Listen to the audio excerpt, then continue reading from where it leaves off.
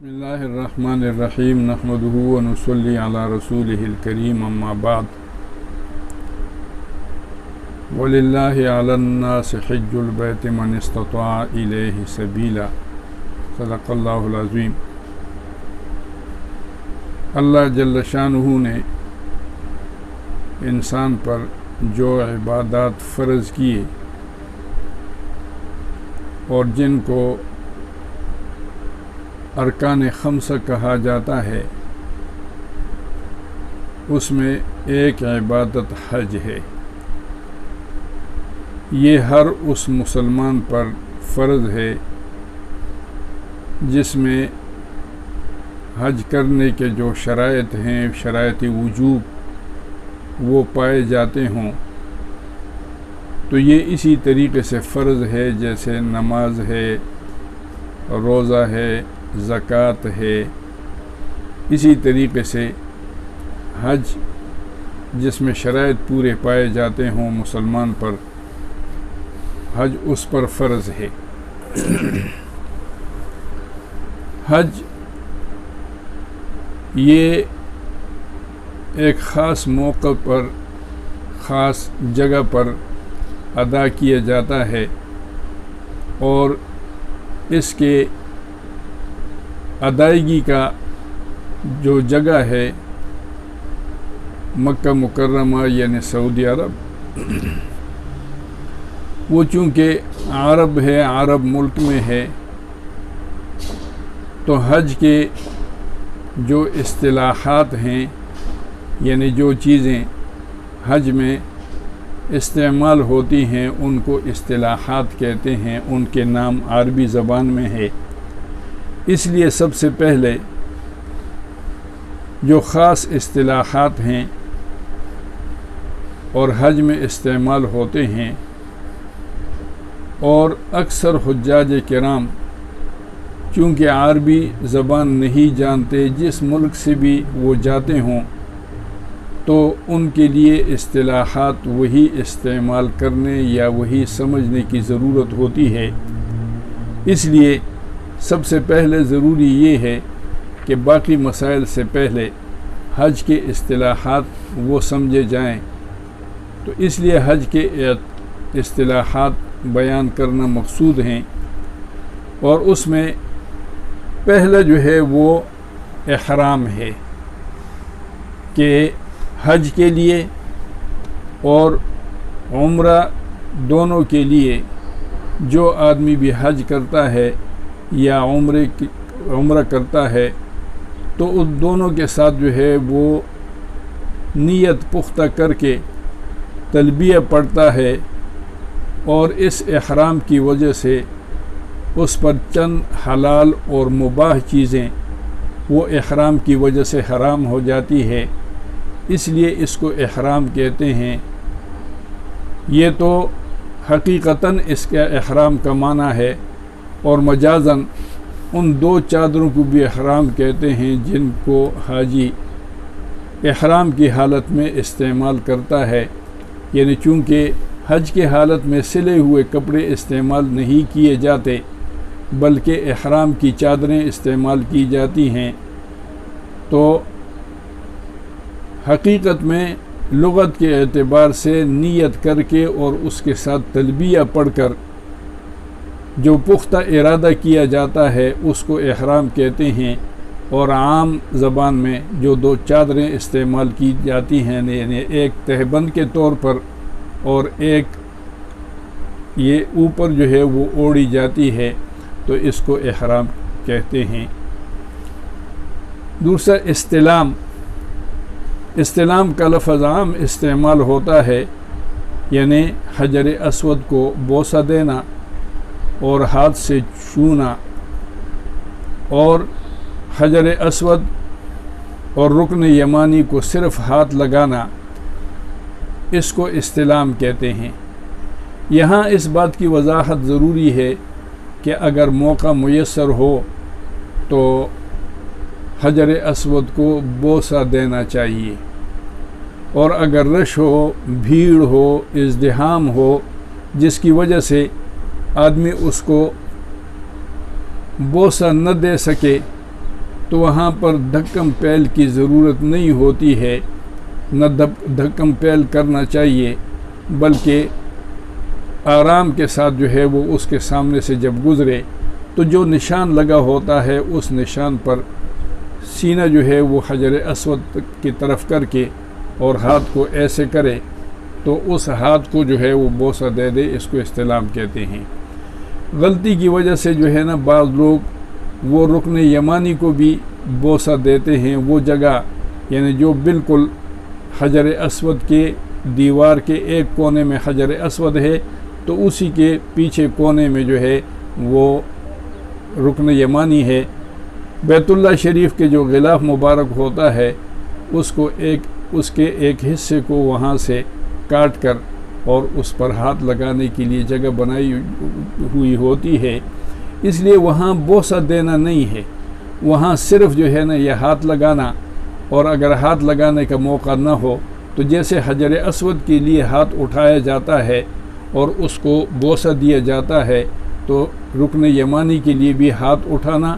یا ہاتھ کو بوسہ دینا نہیں ہے، یہ صرف حجر اسود کے لیے ہے، اور رکن یمانی پر اگر موقع ہو تو ہاتھ لگا لے، اور اگر نہ ہو تو آدمی جو ہے وہ سیدھا گزر جائے اور یہ حجر اسود پر بوسہ دے، اس کو استلام کہتے ہیں۔ ایک اصطلاح ہے اضطباع۔ اضطباع کہتے ہیں کہ چادر کو دائیں یہ بغل کے نیچے سے گزار کر اور دائیں بغل سے گزار کر بائیں بغل پر، چونکہ ایک چادر کا ایک پلو اس طرف سے ہوتا ہے اور ایک ادھر سے گزار کر دونوں چادروں کو یہاں پر جو ہے نا وہ جیسے چادر ہم عام طور پر پہنتے ہیں، لیکن ایک کاندھے کے نیچے سے جو ہے گزار کے دوسرے کے اوپر اس کو جمع کرنا، اس کو اضطباع کہتے ہیں۔ اور آفاقی ایک لفظ استعمال ہوتا ہے، آفاقی اس شخص کو کہا جاتا ہے جو حدود حرم سے باہر رہتا ہو، جیسے ہندوستان، پاکستان، مصر، شام، عراق، ایران وغیرہ۔ ان ممالک میں جو لوگ رہتے ہیں اور حج کے موقع پر جاتے ہیں، یعنی حدود حرم سے باہر رہنے والا آدمی اور دوسرے ملک میں رہنے والا آدمی، ان تمام لوگوں کو آفاقی کہتے ہیں۔ ایک لفظ ہے ایام تشریق۔ ایام تشریق جو ہے وہ 9 ذی الحجہ سے 13 ذی الحجہ تک یہ ایام تشریق وہ کہا جاتے ہیں، ان کو کہا جاتا ہے، اور اس میں تکبیرات تشریق جو ہے یعنی تکبیر پڑھی جاتی ہے، اور وہ اللہ اکبر اللہ اکبر، لا الہ الا اللہ واللہ اکبر، اللہ اکبر وللہ الحمد، یہ ان دنوں کو یعنی 9ویں سے 13 کے عصر تک، 9ویں کے صبح سے لے کر 13ویں کے عصر تک یہ جو ایام ہیں تو ان کو ایام تشریق کہتے ہیں۔ اور ایام نحر، ایام نحر جو ہے، نحر کا معنی جانور کو ذبح کرنا، نحر کرنا، تو یہ 10 ذی الحجہ سے 12ویں ذی الحجہ تک یعنی 10، 11 اور 12 یہ ان ایام کو ایام نحر کہتے ہیں۔ ایک لفظ ہے افراد۔ افراد یہ کہتے ہیں کہ صرف حج کا احرام باندھنا، اور اس کو مفرد کہتے ہیں، اس احرام والے کو مفرد کہتے ہیں۔ تو حج افراد جو ہے وہ اس حج کو کہا جاتا ہے کہ حاجی جو ہے وہ میقات سے یعنی داخل ہوتے وقت صرف جو ہے وہ حج کی نیت کرے، اور اس کے لیے تلبیہ یہ پڑھا جاتا ہے، اللہم انی ارید الحج فیسرہ لی وتقبلہ منی، اور پھر تلبیہ پڑھا جاتا ہے۔ اشعار ایک لفظ ہے۔ اشعار کا معنی یہ ہے کہ جو جانور بیت اللہ شریف کے ہدیے کے لیے بیت اللہ شریف کی نیت سے ہدیہ لے کے جایا جاتا ہے تو اس پر ایک نشان لگایا جاتا ہے، یعنی اس کے دائیں کاندھے پر ہلکا سا زخم لگایا جاتا ہے، اور اس طریقے سے زخم کہ اس سے کھال نہ کٹے اور گوشت جو ہے وہ زخمی نہ ہو، وہ بھی نہ کٹے، کھال زخمی نہ ہو، بس ایسے نشان سے لگائیں۔ یہ چونکہ بیت اللہ شریف کے نظر کے طور پر ہوتا ہے اور ہدیہ ہوتا ہے، تو راستے میں اس کے ساتھ تعارض نہیں کیا جاتا، اس لیے یہ اشعار لگایا جاتا ہے، یہ نشان لگایا جاتا ہے تاکہ کوئی آدمی کسی کو نظر پڑے تو اس جانور سے وہ کوئی تعارض نہ کرے، اس کو اشعار کہتے ہیں۔ بیت اللہ یعنی کعبہ یہ مکہ معظمہ میں مسجد حرام کے بیچ میں ایک مقدس مکان اور دنیا میں سب سے پہلا عبادت ہے۔ اس کے چاروں طرف جو ہے وہ مسجد حرام ہے اور درمیان میں بیت اللہ شریف کی عبارت ہے، اور اس کو فرشتوں نے اللہ تعالیٰ کے حکم سے حضرت آدم علیہ السلام کی تعمیر سے پہلے بنایا تھا۔ پھر یہ منہدم ہونے جانے کے بعد حضرت آدم علیہ السلام نے تعمیر کیا، پھر حضرت ابراہیم علیہ السلام نے تعمیر کیا، پھر قریش نے، اور پھر حضرت عبداللہ ابن زبیر نے، پھر عبد الملک ابن مروان نے۔ اس کے بعد مختلف زمانوں میں اس میں کچھ اصلاحات اور مرمت ہوتی رہی۔ یہ مسلمانوں کا قبلہ ہے اور سب سے بابرکت اور مقدس مقام ہے۔ ایک لفظ ہے بطن عورنہ۔ بطن عورنہ جو ہے یہ عرفات کے قریب ایک جنگل میں، جس میں وقوف درست نہیں ہوتا کیونکہ یہ حدود عرفات سے خارج ہے۔ عرفات کا جو میدان ہے، اس میدان میں قریب، اب تو وہ بالکل چٹیل میدان ہے، یہ ایک جنگل ہوا کرتا تھا، یہ عرفات کے حدود سے باہر ہے۔ یعنی بیت اللہ شریف کے طرف یعنی قبلے کی طرف جب مسجد نمرہ میں قبلے کی طرف جب رخ کیا جاتا ہے تو قبلے کی جو دیوار ہے اور مسجد کی جو دیوار ہے حدود والی، یعنی جس سے مسجد کی حد شروع ہوتی ہے، اس سے آگے یہ جو جگہ ہے تو یہ ایک حد تک جو ہے اس کو بطن عورنہ کہتے ہیں۔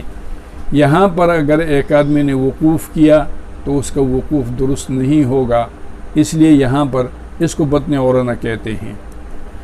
اور ایک لفظ تجلیل جل سے ہے، یعنی قربانی کے جانور پر جھول ڈالنا، جیسے اشعار تھا تو اسی طریقے سے ایک جھول جو عام طور پر بھی اس سے باہر بھی یہ جانور پر جھول ڈالا جاتا ہے، گھوڑے پر بھی،